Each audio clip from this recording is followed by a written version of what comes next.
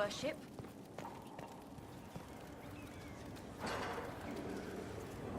What was this place? So much room for whatever was here. Good afternoon. I'm interested in what you told me of yourself in your studies. If you have time, I'd like to hear more.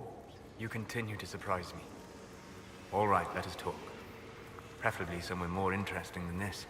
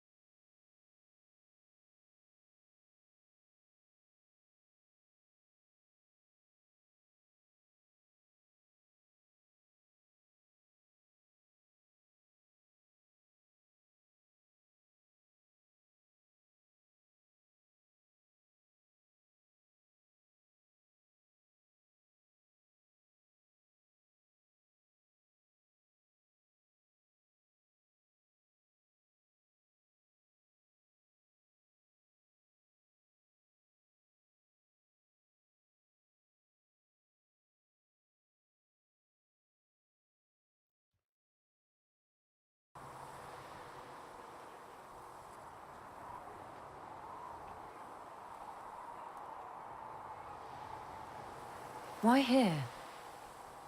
Haven is familiar. It will always be important to you. We talked about that already.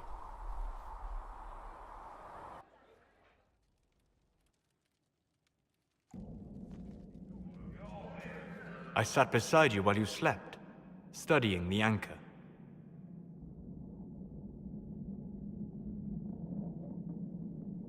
How long can it take to look at a mark on my hand? A magical mark of unknown origin? Tied to a unique breach in the veil? Longer than you might think. I ran every test I could imagine. Searched the Fade, yet found nothing. Cassandra suspected duplicity. She threatened to have me executed as an apostate if I didn't produce results. The threat worked. No, it didn't. You were never going to wake up? How could you? A mortal sent physically through the Fade. I was frustrated, frightened. The spirits I might have consulted had been driven away by the breach. Although I wished to help, I had no faith in Cassandra, or she in me. I was ready to flee. If you'd run, Cassandra would have been certain of your guilt. She'd have hunted you down. You are likely right. I told myself, one more attempt to seal the rifts. I tried and failed. No ordinary magic would affect them. I watched the rifts expand and grow, resigned myself to flee, and then...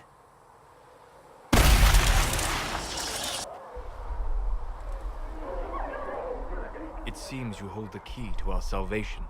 You had sealed it with a gesture. And right then, I felt the whole world change. Felt the whole world change. A figure of speech. I'm aware of the metaphor. I'm more interested in felt. You change everything.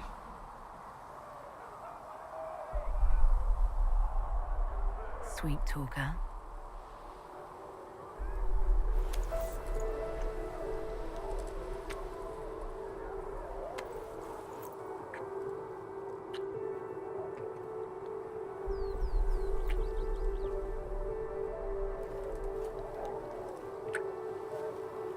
We shouldn't. It isn't right. Not even here. What do you mean, even here? Where do you think we were? This isn't real. That's a matter of debate. Probably best discussed after you wake up.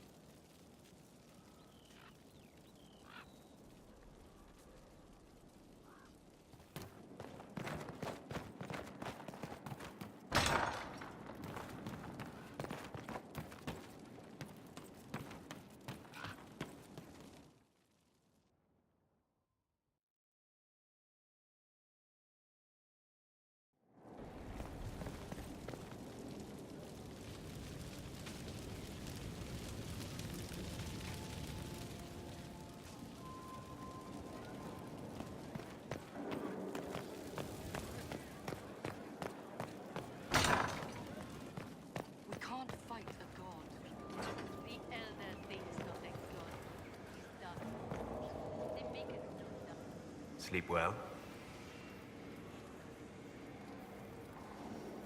When I asked to talk to you, I didn't think we'd be doing it in the Fade. Or, for that matter, doing it in the Fade. I apologize.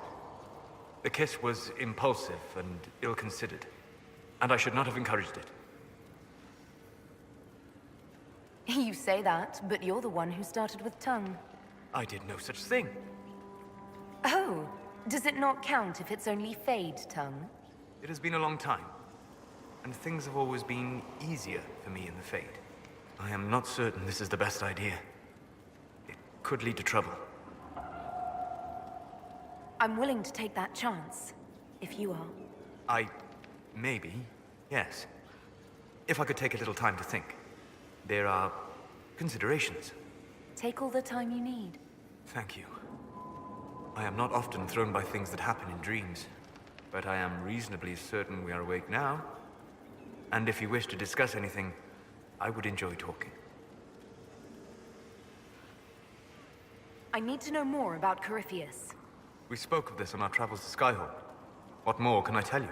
Cassandra and Varric seem more familiar with their adversary. Oh, I'll take advice from just about anyone right now. I'm flattered. I claim no secret wisdom, but I will guess as best I can.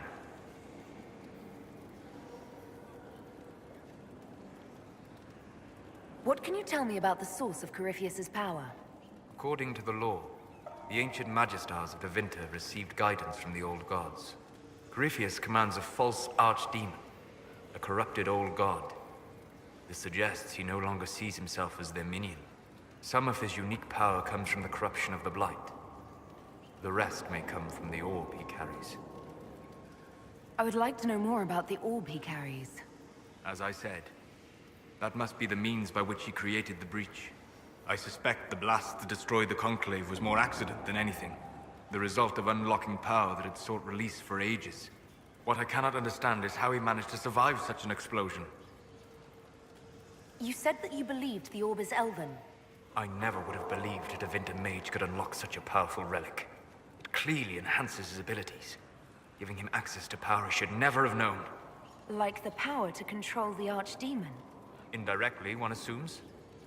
Nothing in any law connects my people to the old god dragons who became archdemons. What do you think Corypheus will do next? You shamed him when you destroyed Haven. Spoiled his glorious victory. It would be worse to acknowledge that you had done so. He must continue on his course or show weakness. He will return to his plans to throw Olay into chaos, and then conquer it for Devinter. You're sure that's what he'll do? As certain as is possible. Assuming I can plausibly predict a man who seeks to rise to godhood. And can you? The key is understanding this. No real god need prove himself. Anyone who tries is mad or lying. His deception will undo him, as it has done countless fools before. We'll talk later. Goodbye.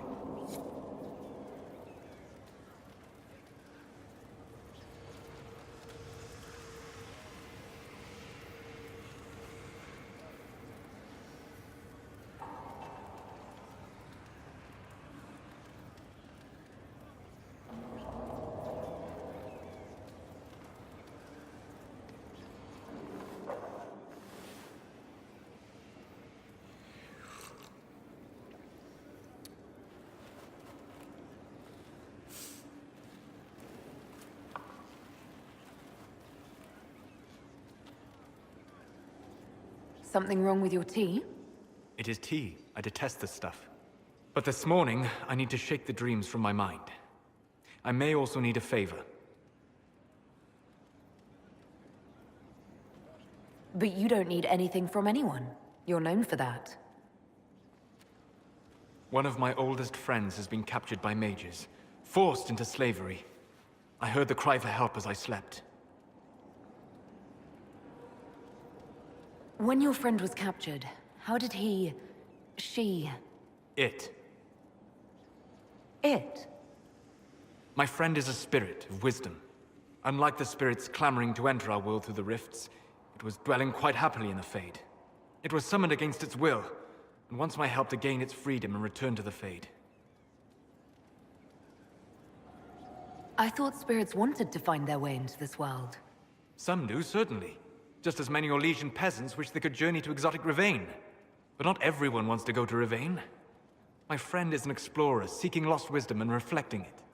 It would happily discuss philosophy with you, but it had no wish to come here physically. Do you have any idea what the mages want with your friend? No. It knows a great deal of lore and history, but a mage could learn that simply by speaking to it in the Fade. It is possible that they seek information it does not wish to give, and intend to torture it.